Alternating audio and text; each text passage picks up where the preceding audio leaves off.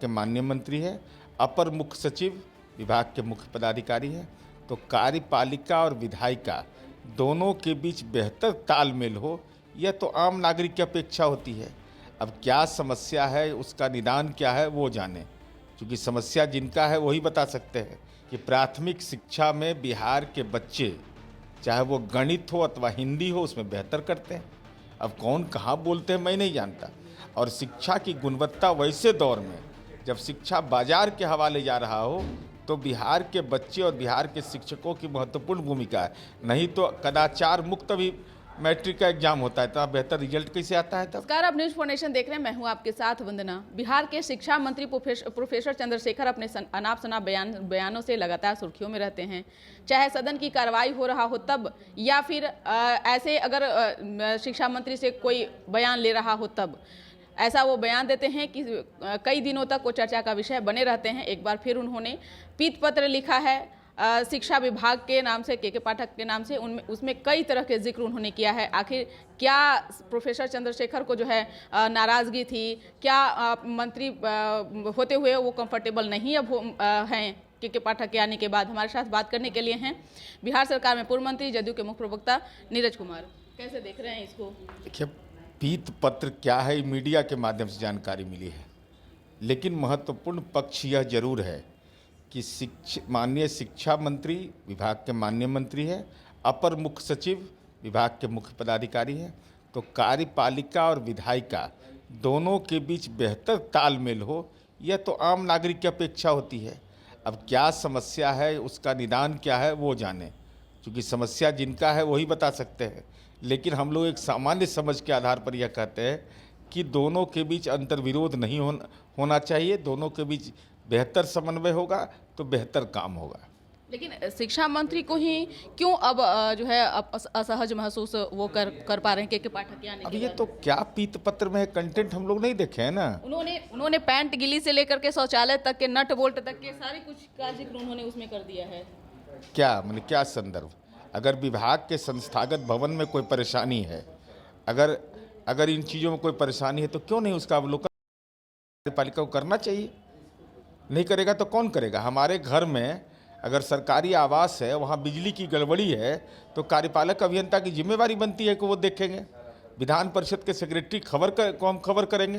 ये तो यथोचित भी विभागीय प्रक्रिया है, क्योंकि अपर मुख्य सचिव का अपना रोल है, मंत्री परिषद का अपना रोल है, तो दोनों के बीच बेहतर समन्वय, इसीलिए तो ये व्यवस्था की गई है। लेकिन शिक्षा मंत्री ही क्यों हमेशा सुर्खियों बने रहते हैं? जब सदन की कार्रवाई होती है तो रामायण लेकर पहुंच जाते हैं। बाहरी अगर कोई मीडिया उनसे बात करता है तो वो कहते हैं कि बिहार में गुणवत्ता की कमी है, तो उन्हीं को क्यों परेशानी है? अब ये वो जाने भाई। असर की रिपोर्ट यह कहता है कि प्राथमिक शिक्षा में बिहार के बच्चे, चाहे वो गणित हो अथवा हिंदी हो, उसमें बेहतर करते हैं।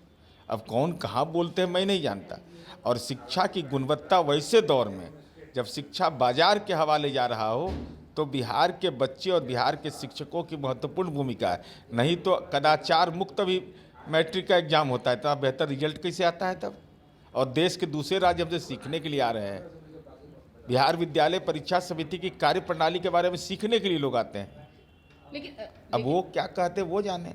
लेकिन 17 साल से मुख्यमंत्री के पद पर नीतीश कुमार हैं। ऐसे में शिक्षा और स्वास्थ्य को लेकर के ही मुख्यमंत्री जाने जाते हैं, तो उनका नाम खराब कर रहे हैं ना? नहीं, अरे माननीय नीतीश कुमार जी को तो क्लाइमेट लीडर की उपाधि दी गई। कौन नाम खराब कर देगा माननीय नीतीश कुमार जी का? ये किसी के बस का चीज़ नहीं है। अब ये तंत्र में परेशानी होती है तो ये तात्कालिक समस्या, इसका निदान होगा। आए दिन जदयू में ही जो है वो रार मची हुई है, खींचतान शुरू है। क्या लगता है, सब सही है कि कुछ फिर से? कहाँ जदयू में कोई परेशानी है? कहाँ सीबीआई, ईडी, आईटी का यहाँ कोई प्रभाव नहीं चल रहा है? कहाँ कुछ चल रहा है? कहीं कुछ नहीं है। ये सब, ये महाराष्ट्र नहीं है। अब ये महत्वपूर्ण विषय है कि भाई गंगा जी तो गाद है, अब वहाँ स्नान करा देता है कि जमुना जी जो गंदगी है उसमें स्नान करा देता है। प्रधानमंत्री नरेंद्र मोदी जी ईडी के बारे में बोलते हैं कि अजीत पवार पर यह आरोप है, अब 5 दिन में एकदम बाबा रामदेव का डिटर्जेंट पाउडर से धो देते हैं। अब क्या मामला है भाई? इतना ज्ञान तो भाजपा को ही है, लेकिन बिहार में इनका सियासी खेल नहीं चलने वाला है। लेकिन नीतीश कुमार जब से हरिवंश जी से मिले हैं तब से सुर्खियों में बने हुए हैं। कहा जा रहा है कि कुछ उलट फिर नीतीश कुमार कर सकते हैं। अब माननीय हरिवंश जी राज्यसभा के उपसभापति हैं। उन्होंने अपनी इच्छा व्यक्त की माननीय मुख्यमंत्री नीतीश कुमार जी से मिलने का, और जो संसद के नए संसद भवन के उद्घाटन के समय जो उनका आचरण हुआ उस पर पार्टी ने सार्वजनिक रूप से प्रतिवाद किया। अब कोई मिलने जा रहा है तो मिलने तो जा सकता है ना। अब इसके कोई राजनीतिक अर्थ निकाल रहे हैं तो वो तो मीटिंग में नहीं बैठे हुए थे, मैन टू मैन माननीय मुख्यमंत्री जी सबसे मिल रहे थे, तो कोई तो नहीं बोला कि हमसे राजनीतिक चर्चा हुई। उस क्षेत्र का विकास और अपने क्षेत्र में लगे रहिए, यही निर्देश हुआ है। तो अब इसके कोई राजनीतिक अर्थ निकाल रहे तो राजनीतिक पंडित होंगे, हम उतना पंडित नहीं हैं। लेकिन आम जनता में भी अब नीतीश कुमार को लेकर के काफ़ी जो है अरे वो तो एक तबका है, उसको बहुत दिन से, वो आज से नहीं दर्द है जी। 24 नवंबर 2005 से ऐसा दर्द है ना, दवाई लेता है ठीक है नहीं होता, जब आता है तो कहता है अबरी तो नीतीश कुमार को गद्दी से हटा देंगे, फिर चलाते हैं। तो वो तो एक फिनोमेना है, उसको आप रोक नहीं सकते हैं। वो ईर्ष्या द्वेष का कोई दवाई भी नहीं है, उसका कोई दवाई भी नहीं है, कोई इलाज भी नहीं है, तो कहाँ संभव है। वो तो एक तबका रहेगा ही। बहुत बहुत शुक्रिया बात करने के लिए। तो आप सुन रहे थे क्या कुछ कहना था जदयू के मुख्य प्रवक्ता नीरज कुमार का, जिन्होंने कहा शिक्षा मंत्री को लेकर कि उन्हें किसी चीज़ को लेकर के नाराजगी होगी, किसी बात को लेकर के उनके अंदर कुछ अगर होगा तो उन्होंने पीत पत्र जारी किया है।